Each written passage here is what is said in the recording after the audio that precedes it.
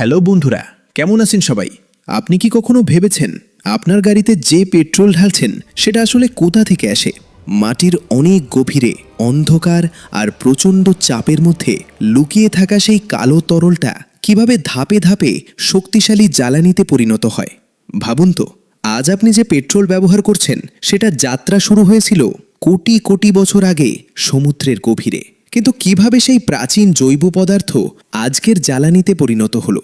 কিন্তু প্রশ্ন হলো কিভাবে?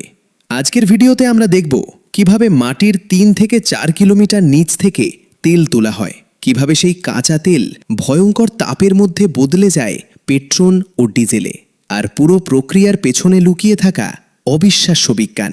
ভিডিওটা শুরু করার আগে একটা ছোট রিকোয়েস্ট, আপনি যদি এমন রহস্যময় আর তথ্যভিত্তিক ভিডিও পছন্দ করেন তাহলে এখনই একটা লাইক দিয়ে দিন আর কমেন্ট করে জানান আপনার মতে ভবিষ্যতে পেট্রোল শেষ হয়ে যাবে নাকি এটা আরও অনেক বছর চলবে। আর অবশ্যই চ্যানেলটি সাবস্ক্রাইব করে পাশে থাকা বেল আইকনটা অন করে রাখুন, কারণ লুকানো দুনিয়াতে আমরা এমন অনেক অজানা সত্য তুলে ধরি যা আপনি আগে কখনো ভাবেননি। চলুন এবার ঢুকে যাই পৃথিবীর গভীরে লুকিয়ে থাকা সেই রহস্যময় জগতের ভিতরে।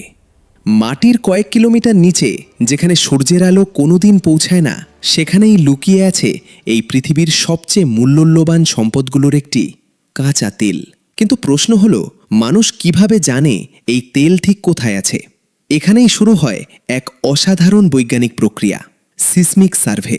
বিজ্ঞানীরা মাটির ভেতরে শক্তিশালী কম্পন পাঠান, সেই তরঙ্গ নিচে গিয়ে বিভিন্ন স্তরে ধাক্কা খেয়ে আবার ফিরে আসে, আর সেই ডাটা বিশ্লেষণ করেই বোঝা যায় কোথায় তেল, কোথায় গ্যাস, আর কোথায় শুধুই পাথর। যদি সেখানে তেলের অস্তিত্ব পাওয়া যায় তখন শুরু হয় পরবর্তী ধাপ, ড্রিলিং। বিশাল একটি ড্রিলিং রিগ মাটির গভীরে ঘুরতে ঘুরতে নামতে থাকে, ৩ কিলোমিটার, ৪ কিলোমিটার, কখনো তারও বেশি। ভাবুন সেই গভীরে তাপমাত্রা এত বেশি আর চাপ এত ভয়ঙ্কর যে সামান্য ভুল মানেই বড় দুর্ঘটনা। এই ঝুঁকি সামলানোর জন্য ব্যবহার করা হয় বিশেষ এক তরল, ড্রিলিং মাড। এটি ড্রিলকে ঠান্ডা রাখে, চাপ নিয়ন্ত্রণ করে এবং পুরো প্রক্রিয়াকে নিরাপদ রাখে। এরপর আসে সেই মুহূর্ত যখন ড্রিল পৌঁছে যায় তেলের স্তরে। মাটির নিচের প্রচণ্ড চাপের কারণে হঠাৎ করেই কালো ঘন তরল উপরের দিকে উঠতে শুরু করে। এটাই সেই কাঁচা তেল, ক্রুড অয়েল। কিন্তু এখানেই শেষ নয়, কারণ এই তেল সরাসরি ব্যবহার করা যায় না। এখন শুরু হয় সবচেয়ে গুরুত্বপূর্ণ ধাপ, রিফাইনিং।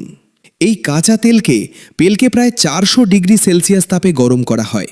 তারপর পাঠানো হয় একটি বিশাল টাওয়ারে, ফ্র্যাকশনাল ডিস্টিলেশন কলাম। এই টাওয়ারের ভেতরে উপরে ঠান্ডা, নিচে গরম। আর ঠিক এই তাপমাত্রার পার্থক্যের কারণেই তেল ভেঙে আলাদা হয়ে যায় বিভিন্ন জ্বালানিতে। সবচেয়ে উপরে পাওয়া যায় এলপিজি, তার নিচে পেট্রোল, তারপর কেরোসিন, জেট ফুয়েল, আর নিচের দিকে থাকে ডিজেল, লুব্রিকেন্টস এবং অ্যাসফল্ট। কিন্তু আরও একটা কাজ বাকি থাকে, সব হাইড্রোকার্বন সরাসরি পেট্রোলে পরিণত হয় না, তাই বড় বড় অণুগুলোকে ভেঙে ছোট করা হয়। এই প্রক্রিয়াকে বলা হয় ক্র্যাকিং। এর মাধ্যমে ভারী অংশগুলোও হালকা জ্বালানিতে পরিণত হয়। তারপর বিভিন্ন রাসায়নিক প্রক্রিয়ার মাধ্যমে পেট্রোলকে আরও পরিশোধিত করা হয়, যাতে ইঞ্জিনে ব্যবহার করলে সর্বোচ্চ শক্তি পাওয়া যায় এবং ক্ষতি কম হয়। সবশেষে এই পরিশোধিত পেট্রোল বিশাল ট্যাঙ্কে জমা করা হয়। সেখান থেকে পাইপলাইন আর ট্যাঙ্কার দিয়ে পৌঁছে যায় আপনার নিকটবর্তী পাম্পে। অর্থাৎ আপনি যখন গাড়িতে পেট্রোল ভরছেন তখন আসলে ব্যবহার করছেন কোটি কোটি বছর আগের জমে থাকা শক্তি। কিন্তু এখানেই একটা বড় প্রশ্ন থেকে যায়, এই তেলের ভাণ্ডার কি চিরকাল থাকবে, নাকি একদিন পৃথিবী পুরোপুরি শেষ করে ফেলবে এই প্রাচীন শক্তির উৎস? কমেন্টে আপনার মতামত লিখে জানাতে পারেন। আজকের এই ভিডিওটি ভালো লাগলে একটি লাইক করতে পারেন, চ্যানেলটি সাবস্ক্রাইব করে রাখতে পারেন। তাহলে দেখা হচ্ছে পরবর্তী নতুন একটি এপিসোডে। ধন্যবাদ।